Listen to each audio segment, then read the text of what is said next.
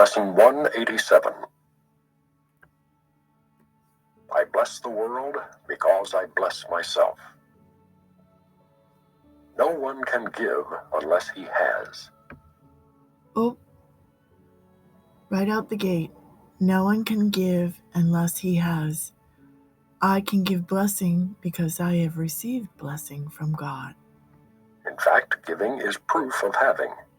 We have made this point before. What seems to make it hard to credit is not this. No one can doubt that you must first possess what you would give. It is the second phase on which the world and true perception differ. Having had and given, then the world asserts that you have lost what you possessed. The truth maintains that giving will increase what you possess. Okay, so Jesus is talking about the eternal. If I give peace, it's increased inside of me. If I give patience, it's increased inside of me. If I give love, it's increased inside of me, in my mind. He's talking about the world. If I give you my gold watch, I don't have it anymore. But we're also taught that those things are meaningless. Meaningless. How is this possible? For it is sure that if you give a finite thing away, your body's eyes will not perceive it yours. Yeah.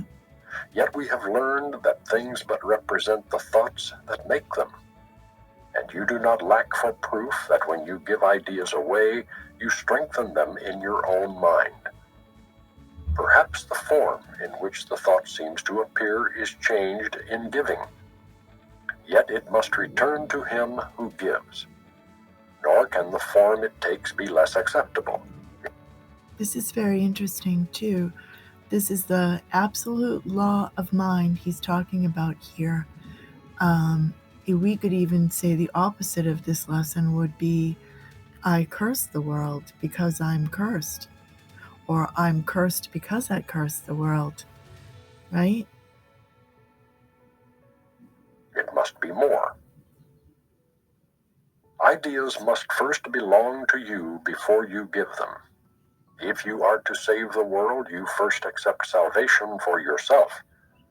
But you will not believe that this is done until you see the miracles it brings to everyone you look upon. Herein is the idea of giving clarified and given meaning. Now you can perceive that by your giving is your store increased. Protect all things you value by the act of giving them away, and you are sure that you will never lose them.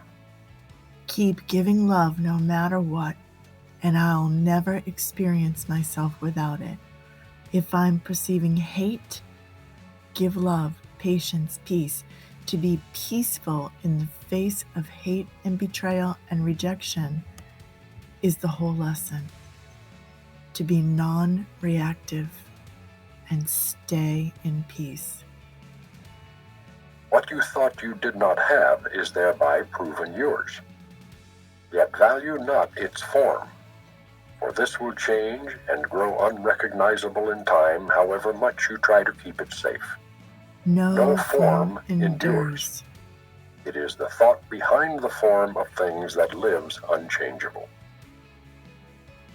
Give gladly. You can only gain thereby. The thought remains and grows in strength as it is reinforced by giving.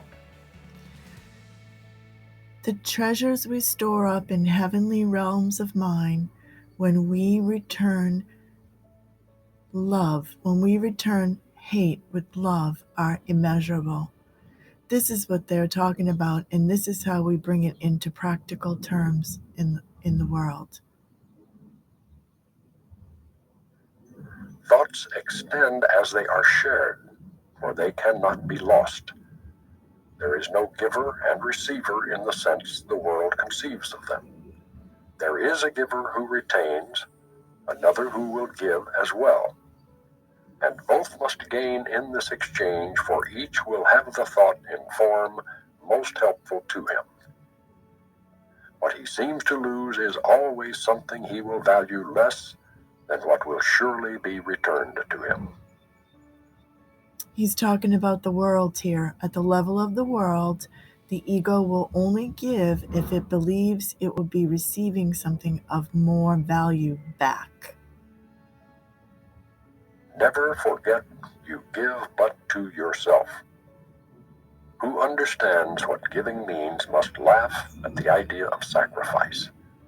Nor can he fail to recognize the many forms which sacrifice may take. He laughs as well at pain and loss, at sickness and at grief, at poverty, starvation, and at death. He recognizes sacrifice remains the one idea that stands behind them all, and in his gentle laughter are they healed. So he laughs as well at pain and loss and sickness and at grief, at poverty, starvation, and at death. He recognizes sacrifice remains the one idea that stands behind them all, and in his gentle laughter are they healed. The ego believes that suffering circumvents God's punishment, and this is all an insane idea. The Son of God cannot suffer. Illusion recognized must disappear. Huge. Illusion recognized must disappear. Accept not suffering, and you remove the thought of suffering. Your blessing lies on everyone who suffers when you choose to see all suffering as what it is. The thought of sacrifice gives rise to all the forms that suffering appears to take. And sacrifice is an idea so mad that sanity dismisses it at once. Your blessing lies on everyone who suffers when you choose to see all suffering as what it is.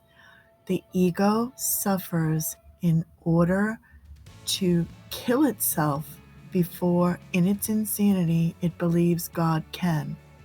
The thought of sacrifice gives rise to all the forms that suffering appears to take, and sacrifice is an idea so mad that sanity dismisses it at once. We don't need to sacrifice anything. God loves us. We are loved. We are that pure, pure love. Never believe that you can sacrifice. There is no place for sacrifice in what has any value. If the thought occurs, its very presence proves that error has arisen and correction must be made. Your blessing will correct it. Given first to you, it now is yours to give as well. No form of sacrifice and suffering can long endure before the face of one who has forgiven and has blessed himself. Ooh.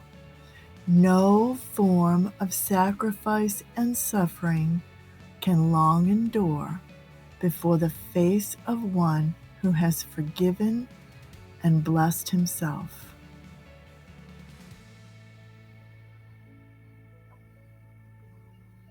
The lilies that your brother offers you are laid upon your altar with the ones you offer him beside them. Who could fear to look upon such lovely holiness? The great illusion of the fear of God diminishes to nothingness before the purity that you will look on here.